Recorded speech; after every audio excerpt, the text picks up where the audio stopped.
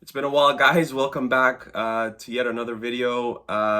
Just wanted to talk about a rumor that came about last night or early morning if you live in Europe, but possibly linking Luka Milivojević back to Red Star after I think he left the club in 2013-14, so about 9-10 years since he left. So the rumors are that he could be on his way back to Red Star. His contract expires in the summer with Crystal Palace. It doesn't look like they're going to, give him a new contract or extend him. He hasn't played that much, honestly, especially this season, but under Patrick Vieira much at all. Roy Hodgson is back, so maybe he kind of regains his spot for the last 9-10 matches of the season. But the last two seasons have been kind of rough for him under Patrick Vieira, not getting enough playing time. What can I say? He's had a rich career. I mean, when it comes to European football, he's played for Anderlecht, he's played for Olympiacos, and he spent a number of years at Crystal Palace, where he has been successful, where he's been team captain. He's played there for about 6 seasons now, so he was a team captain for a bunch of them. I wanted to kind of go back to when he was with Red Star, like I said, 9, 10, 11 years ago, whenever that was. And some of the players who were kind of on that team, you have Vinicius Pacheco, who was highly touted. He was a big signing at the time. He was on loan, and then he was supposed to get his contract bought out, but I believe he broke his leg. Is the first match that he had played, which was a friendly, and when he came back, he just wasn't the same type of player that we were expecting. Filip Mladenovic, who is now still on the national team, who plays in Poland, is played very well there. Nikola Maksimovic, who's had a pretty rich career in Italy. Bruno Mazenga, the legend, who scored that one really nice goal off a corner kick. I think it was against Spartak Subotica. I could be wrong. Or maybe Sartic Smederevo, I'm not too sure. Boban Bajkovic, the legend himself. Duško Tošić, Liadi, who was actually a really good center back for those who remember back in the day. Kadu, also a legend. Evandro, who was another Brazilian that we had on the squad, and Srđan Mihajlović and Uroš Spajić, who are currently on the team now in their second mandate with the club. Mihajlović coming from Čukarički, and Uroš Spajić, I can't remember where he came from, but I think he was a free agent. I think he had just finished up in Cyprus. But to get back to Milivojević, he brings a ton of experience, like I said, playing in the top European league for 6-7 seasons and being a standard first team player for about 3 or 4 of those seasons isn't a small feat, especially at a club like Crystal Palace, who is, in the who's a mid-table club, or sometimes fighting for, to stay up from relegation, which is something that they're unfortunately doing this season. Being captain of the club as well. In his 2 best seasons, he had 10 and 12 goals respectively. He had 29 goals and 6 assists in 193 matches overall. It would be nice if he could get to 200 matches for Crystal Palace, which, I mean, if there is 9 matches left in the season, he should be able to eclipse that. And if he does play, he should be able to get there. I think with Roy Hodgson, like I said, Roy is familiar with him, having been the manager there in previous seasons. So, maybe he gets a nod ahead of some other guys, but it would be nice to see him, get to those 200 appearances for Crystal Palace. And like I said, the last kind of 2 seasons under Patrick Vieira haven't been very good for him. He hasn't played much, been on the bench a lot. I don't think he's really been injured, but he just hasn't played much. He's retired from the national team, where he was pretty much a standard player for 2 or 3 seasons, like I said. I think it actually makes sense that he was a standard player for us national team, because those were the 2 seasons where he was really good for Crystal Palace, and that's when he was their captain. So I think it kind of makes sense that he was, the starting defensive midfielder or central midfielder for the national team as well. Converted 22 of 25 penalty kicks for Crystal Palace, which is also a big thing. So he scored 29 goals, 22 from PKs. I guess that leaves 7 open play. I think the main question is, how does he fit in with this club? So I think I don't think he's going to start if he does sign with Red Star. I think the questions that you ask is kind of what happens with Kanga.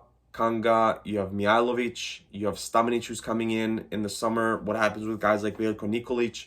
Krstičić is probably on his way out. Same with Srnić. So there's a lot of players who are going to be vying for two positions if we're playing kind of in a 4-2-3-1 system, or if we shift to 4-3-3, then you have three players who are kind of vying for.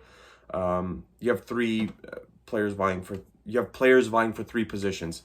Excuse me. So it's still a lot of players, that we kind of have under contract at that position. I wouldn't rule out Stamnic being loaned out.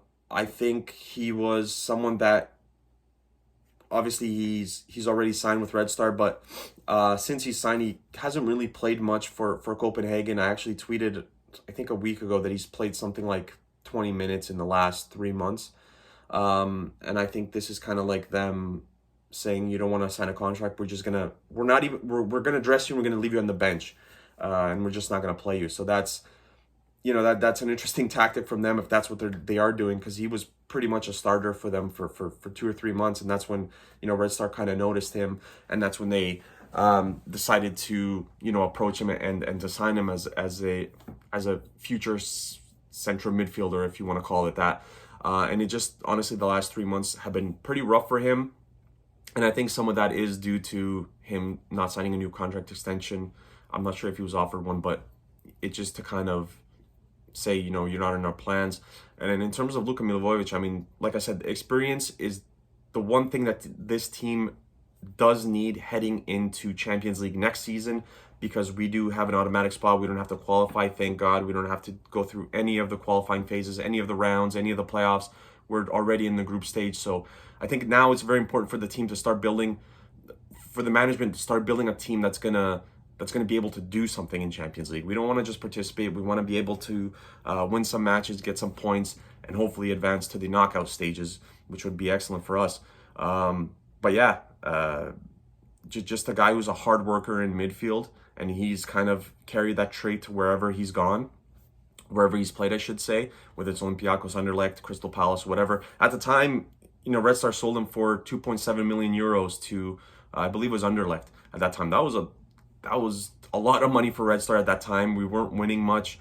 We didn't really have too many players who were worth a lot of money, so getting that much money for him was pretty crazy. And off the top of my head, even now, I think Nemanja Radonjic was, I think, around 10, 11 million euros to Marseille. Marko Lazetic was around 5. I can't remember what Marko Grujic was sold for. I think Marko was in the 7-8 region. So, I mean, if you take a look, Luka is one of the players that we've earned a pretty penny off of in the last 10, 11 seasons. So yeah, his shooting from distance, I think, is something that a lot of fans who follow the team back then will remember. Very precise shot on target, can get it on target. Link-up plays is very good as well. So yeah, I think that this would be an outstanding signing, and it's interesting. He actually turns 33 today, so happy birthday to him. But it's interesting that the rumor kind of started right before his birthday, or on his birthday, if you want to look at it like that. And like I said, that experience in the middle of the pitch we can use. I think you can always figure out who you're going to plug and play around him in terms of Champions League matches and our domestic league, the domestic cup, whatever you want to call it. So that you're kind of attacking on three fronts. So we'll see what happens there. But if he does sign with Red Star, I think he's one of the first names on the match sheet, and you kind of figure out what you're going to do around him, the type of players that you want to put around him. We'll see what happens with Kunga in the summer too. For all we know, Kunga could possibly leave, right? So I don't think anything is certain with this team going forward. And questions about, is Kata and Nimanic, are they going to stay, or are we looking at different type of profile players, or what's going to happen? So but yeah, the rumor has me happy if we could sign him. I think he would be a great addition to this team. And again, that experience is going to be huge headed into Champions League next season, where we do start from the group stage. We don't have to qualify. So having Luka on the team would be excellent. He's a really big Red Star supporter, fan.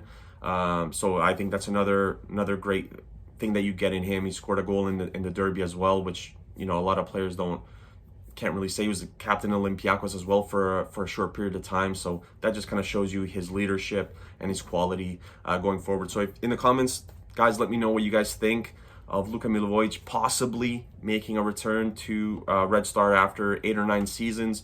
remember to subscribe to my channel, and remember to like this video. So I'll see you guys again down the road.